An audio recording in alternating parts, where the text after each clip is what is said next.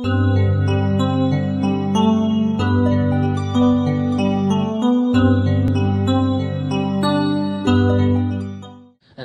anao nareo anivon'ny CRAM manisan'ny fandraindray amin'ny any ivelany any any maninona azo fantarina ve maninona ny firenendehibe hafa sy ny firenena manodidina ny la France no tsy dia mahafantatra loatra n'izay hoe Madagasikara fa mitodika amin'ny Frantsa foana. Ohatra ny fangatahana nataon'ireto orinasa mpitrandraka reto tany Frantsa no nangataka ny hoe hitsirika ny Joan de Nova fa tsy taty amin'ny Madagasikara. Tsy fahafantarana ve sa hoe tena efa izay koa ny fahafantarana vahiny hoe any Frantsa ireo nosy ireo?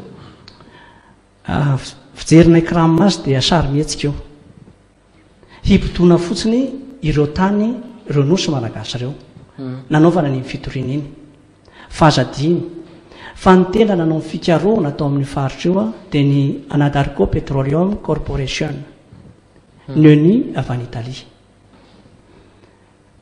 Mba nananto tantarata somaro momba izany zahay.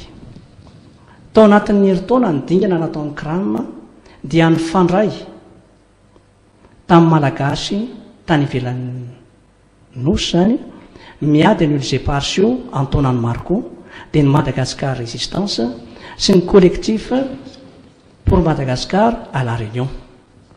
Minisitry ny ramba iny taloha teto Madagasikara mitarika an'izany fikambanana izany ary manana fifandraisana iraisam-pirenena mankadiry.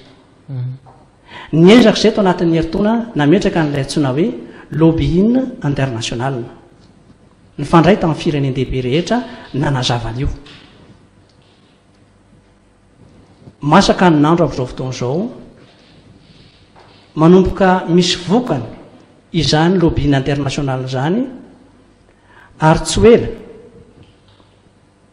dia isy fanambarana maro avy any ivelany mikasika amin'ny fanohanana any Madagasikara.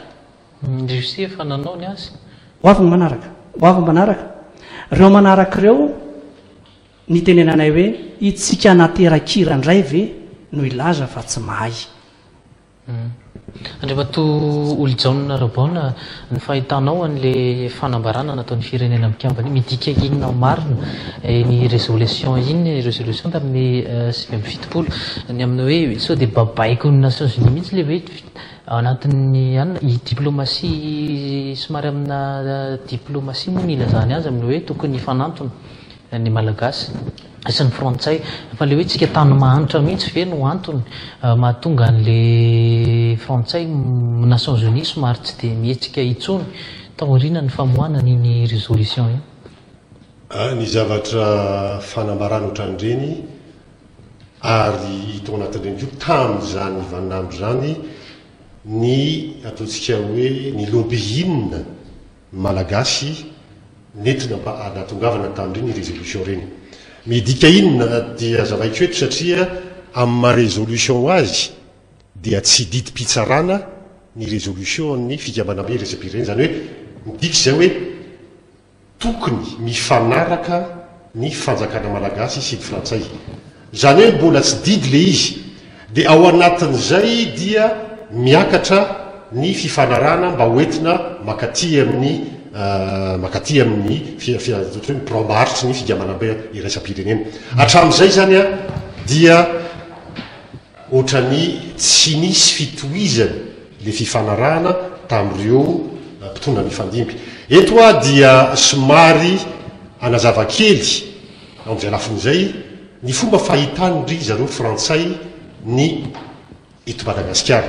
Ity zavatra ovakiko ity izay amin'ny teny frantsay dia hoavadiko amin'ny teny gasy dia nivoaka avao amin'ny birao maharitry ny Sénat frantsay tamin'ny taona 2014 ary mikasika ny ataontsika hoe ny débat ny hevitra nentina atao amin'izany tao amin'izany Sénat izany ovakiko amin'ny teny frantsay mikasika ny ileparsa mikasika koa ny mety resaka momban'io momban'ny eto Madagasikara. Projet de loi numéro 299, Sénat, session ordinaire 2011-2012. Enregistré à la présidence du Sénat le 25 janvier 2012, concernant les îles de Juan de Nova, du gaz de l'eau entre la France et Madagascar. Lalàna zany a nivoaka tamin'ny taona 2021 janoary zay noentina taona treny Sénat frantsay. Zao no tao anatin'io zavatra nodinian'io.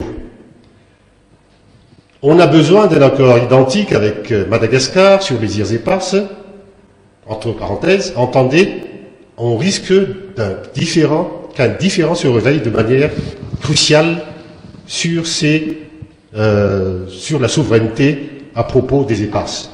Zany hoe inona dikan'izay tokony hijery-hevitra itsika frantsay mba hitondrana an'io resaka momban'ny îles éparses io toy ny nanaovantsika azy mikasika ny fifanarana tamin'ny Mauritiana zay no mety indrindra amin'io.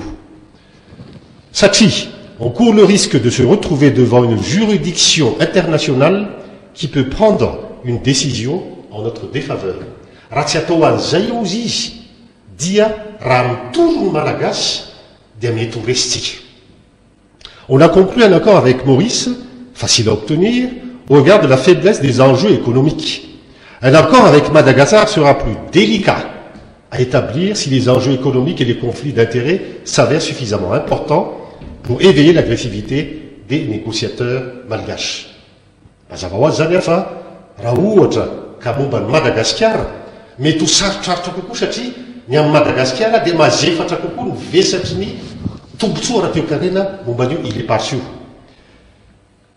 Un accord juridique ou un traité qui entérine par principe sur le long terme une relation entre États ne relève pas d'un cadre économique court terme ni de petits intérêts prédateurs importantes pour que les nationalistes économiques malgaches puissent s'éveiller. Tokony soetsika ho zavatra jerena amin'ny foezaka fotsiny satria raha ohatra ka tsy mitandrantsika dia mety hampiakatra ny ampoan'ny ireo patriotes malagasy. On doit attendre dans cette logique qu'il est fondamental que le gouvernement malgache en place nous est le plus favorable possible et que nous n'ayons pas affronté à sa tête ni un nationaliste hostile ni un super prédateur. Ka ny fomba hitondratsaka izy dia dikan'izay hoe allo tambatamazana foana ny mpitondra malagasy mba tsy isiny eo amin'olonatsika zany hoe olona mety tsy hiaro ny tombotsoa atsika. Mazava zany raha mipetraka amin'ny fanontaniana teo zay ny fomba fijeriny frantsay. Mazava zany fa nisy zany fifanarahana mangina foana hatrany hatrany ve satria zay ny politika amin'ny frantsay ary ny Sénat voaka avao ny débat tao amin'ny Sénat mihitsy io a anjarana vahoaka ny mieritreritra. Mitombona ve zay zavatra hoe fifanarahana mangingina foana nareo mifandray amin'ny any ivelany foana tsy hiteny hoe mitombona na tsy mitombona raha ny lojika ny jerena dia matoana angina ny resaka bloc offshore ny efa nanomboka tany amin'ny 2001-2002 no nisy orinasa vahiny nitrandraka hoe hitrandraka eto Madagasikara. Lasa ny fifaninanan'ireo orinasa lehibe tahaka ny Exxon Mobil, ny Eni, ny Marex, ny Anadarko Corporation izay miasa any Mozambique ireo amin'izao fotoana izao ary efa manomboka ny amin'ny Mozambique afatsika ho tara dia hoe lasa nisy fifaninanana dia voatery ny fitondram-panjakana frantsay nanosika zay ny lazaina hoe cinéma nanosika ny Marex sy ny Sopreto hametraka an'ilay fitoriana fa raha mijery tsika afaka mijery ny rehetra ao anatin'ny gazety-mpanjakana frantsay mitondra ny larana 0303 tamin'ny 3 Desambra 2024 namoaka ny pitsopitso ny fanarahana tamin'ireo orinasa ireo dia tsy misy mihitsy milaza hoe azo toizina ilay fifanarahana fa hoe 5 taona ihany fa naninona ny natoson'ilay izy satria efa miazakazaka miasa ny amin'ny Mozambika miazakazaka raha mijery ianao ny faritra Ampilibe presqu'île d'Apasilava efa firy ny orinasa hitrandraka gaz sy pétrole eto Madagasikara.